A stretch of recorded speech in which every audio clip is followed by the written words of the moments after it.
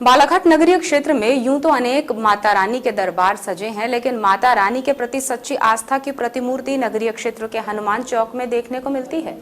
यहाँ कुछ श्रद्धालुओं ने नवरात्रि पर्व पर माता रानी की प्रतिमा को विराजित करने का सिलसिला प्रारंभ किया, लेकिन 9 दिनों तक चहल पहल और धार्मिक वातावरण को देखकर माता के भक्तों ने यहाँ माता रानी के मंदिर की स्थापना का मन बनाया, ताकि नवरात्रि पर्व के अलावा भी वही धार्मिक वातावरण बना रह सके। आज हम बात कर रहे हैं बालाघाट नगरीय क्षेत्र के हनुमान चौक स्थित मां दुर्गा मंदिर की, जहां माता रानी के 9 रूपों के दर्शन भी श्रद्धालुओं को होते हैं। माता रानी की प्रतिमा स्थापित करने पर न सिर्फ रौनक और चहल पहल 9 दिनों तक बनी रहती थी, जिसके कारण धार्मिक वातावरण भी बना रहता था। इस माहौल को नवरात्र के बाद भी बनाए रखने की नीयत से 1996 में मंदिर निर्माण की कार्य योजना तैयार की गई, जिसके तहत किसी ने माता रानी की मूर्ति का बीड़ा उठाया तो किसी ने मंदिर निर्माण के लिए चंदा एकत्रित करने का बीड़ा उठाया। मंदिर निर्माण के लिए माता के भक्तों में हरि ओम अग्रवाल, जीतू जायसवाल, संजय डिम्पी कोहली, चंद्रभान खंडेलवाल, इंदरचंद जैन, भीम सिंह फुलसुंघे, राजकुमार गोयल, भानु अग्रवाल, सत्यनारायण अग्रवाल, मोहन मूलचंदानी समेत अन्य के साथ मिलकर एक समिति बनाई गई और मां दुर्गा की स्थापना के लिए एकत्रित किए गए चंदे और समिति के सदस्यों से राशि से इसकी शुरुआत की गई, जिसमें धर्म प्रेमियों ने बढ़ चढ़ कर हिस्सा लिया। जिसके बाद माता रानी के दरबार का निर्माण कार्य प्रारंभ हुआ और नगर के हृदय स्थल में माता रानी का एक भव्य मंदिर बनकर तैयार हुआ। हनुमान चौक में मां दुर्गा के मंदिर निर्माण के दौरान मंदिर में आने वाले भक्त मां के सभी रूपों का दर्शन कर सकें, इसके लिए मां दुर्गा की शैलपुत्री, ब्रह्मचारिणी, चंद्रघंटा, कुष्मांडा, स्कंद माता, कात्यायनी, कालरात्रि, महागौरी, सिद्धदात्री रूपों को विराजित किया गया है। मंदिर की खास विशेषता यह भी है कि मंदिर के ठीक सामने ही पवन पुत्र विराजमान हैं और बालाघाट जिले के ऐतिहासिक दशहरा चल समारोह की शुरुआत भी इन्हीं मंदिरों से प्रारंभ होती है। माता के भक्त हरिओम अग्रवाल एवं संजय कोहली ने बताया कि मंदिर की स्थापना के बाद से समिति के सदस्य और भक्तों की दैनिक क्रिया बन गई है कि सुबह की शुरुआत मां दुर्गा के चरणों में माथा टेक कर होती है, वहीं शाम की आरती में शामिल होकर सुकून मिलता है। इसकी स्थापना 21 सितंबर 1998 में की गई थी और 1996 में यही कुआर नवरात्रा के बाद इसकी नींव रखी गई थी। कौन कौन मुख्य रूप से इसकी नींव रखने में सहयोगी रहे हैं? नहीं, इसमें तो सभी का सहयोग रहा, बालाघाट के हर व्यक्ति का सहयोग रहा। मुख्य रूप से हमारे हरिओम भैया हो गए, जीतू भैया हो गए, बंटी भैया हो गए, चंद्रभान जी हो गए। चंद्रभान जी ने ये मूर्ति दी थी यहाँ पे। इंदर भैया हो गए, भीम भैया हो गए, इन सब का बहुत सहयोग रहा। लगभग कितने वर्षों पुराना हो गया है मंदिर और क्या कुछ मान्यता है इस मंदिर को लेकर के लोगों की? मंदिर को लगभग 22 वर्ष हो गए और मान्यता तो ऐसी है कि जो भक्त लोग हैं, आप उनसे पूछेंगे तो वो ज़्यादा अच्छा बताएंगे। बाकी हम लोग जितने भी इस मंदिर से जुड़े हुए हैं, सबको माता रानी का आशीर्वाद है और सब उसकी कृपा से सब फल फूल रहे हैं अच्छी तरह। इस वर्ष कोरोना को देखते हुए मंदिर समिति ने फैसला लिया, 9 कलश की स्थापना की गई है और पूरे विधि विधान के अनुसार ही पूरी पूजा होंगी 9 दिन तक।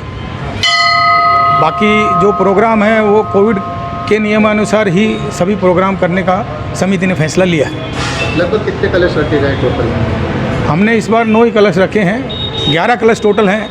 9 नीचे सार्वजनिक कलश हैं और 2 कलश यहाँ पे एक भैरव जी का रहता है और एक माता जी के पास मेन कलश रहता है। सार्वजनिक जो कलश है उसमें कितने लोगों के कलश रखे गए हैं ऐसे टोटल? ये नियर अबाउट 300 लोगों का कलश, 500 का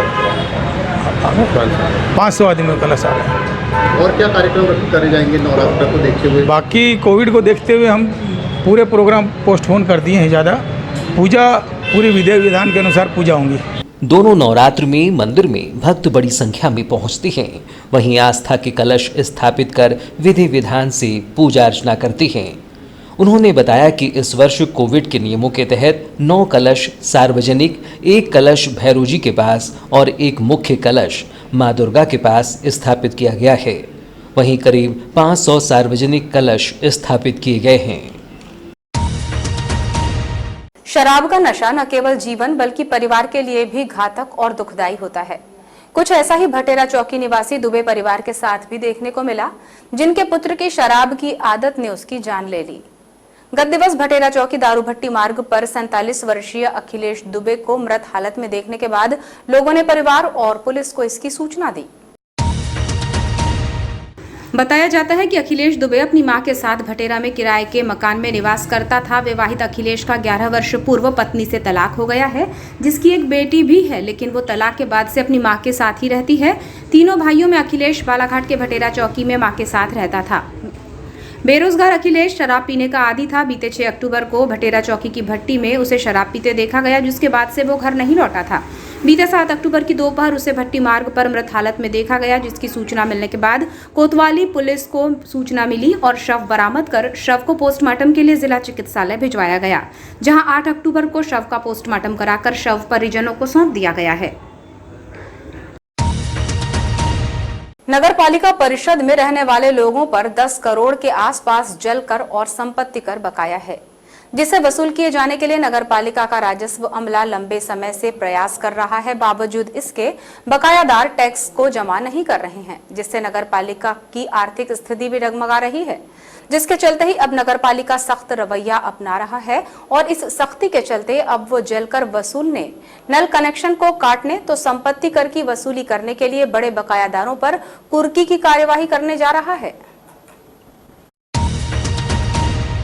बता दें कि जल कर और संपत्ति कर वसूलने के लिए नगर पालिका के अमले ने पूर्व में कुछ बड़े बकायादारों के घरों और प्रतिष्ठानों के सामने ढोल बजाकर उन्हें टैक्स जमा करने के लिए जागृत करने का प्रयास किया।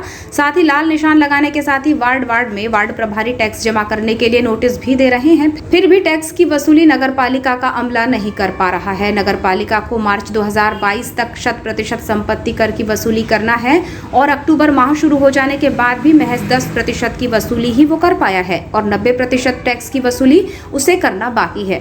बता दें कि करीब 7 करोड़ 41,97,018 रुपये का टैक्स वसूल किया जाना है और 6 करोड़ 59,77,760 रुपये का टैक्स वसूल किया जाना है। इसी प्रकार जलकर करीब 2 करोड़ 45,72,378 रुपये बाकी है और अब तक सिर्फ 5,48,740 रुपये ही वसूले गए हैं, जिसके चलते ही अब नगर पालिका जल कर वसूलने के लिए नल कनेक्शन काटने और संपत्ति कर वसूल करने के लिए बकायादारों पर कुर्की की कार्यवाही करने जा रहा है।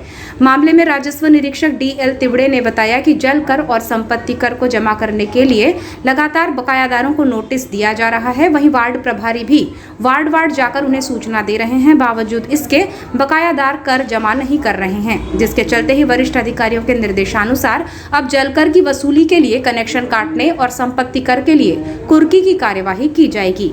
अभी जलकर और संपत्ति कर बहुत बकाया है शहर के ऊपर। शहर में जो बड़े बकायादार हैं वो टैक्स देने में असमर्थता जताई जा रही है। इनके द्वारा बार बार हमारे कर्मचारी उनके घर में जा रहे हैं वसूली करने के लिए, फिर भी वसूली देने में संकोच कर रहे हैं वो कि दे नहीं पा रहे हैं हम लोग। ऐसी स्थिति में क्या कार्रवाई की जा रही है अभी आप? इसमें हम लोग अभी आम सूचना जो है वार्ड में हर वार्डों में प्रचार प्रसार चालू है, अतः बड़े बकायादारों के लिए कुर्की की कार्रवाई की जाएगी और जो करदाता अगर प्रेम से नगर पालिका कर का भुगतान नहीं करता उनका प्रकरण न्यायालय में दिया जाएगा।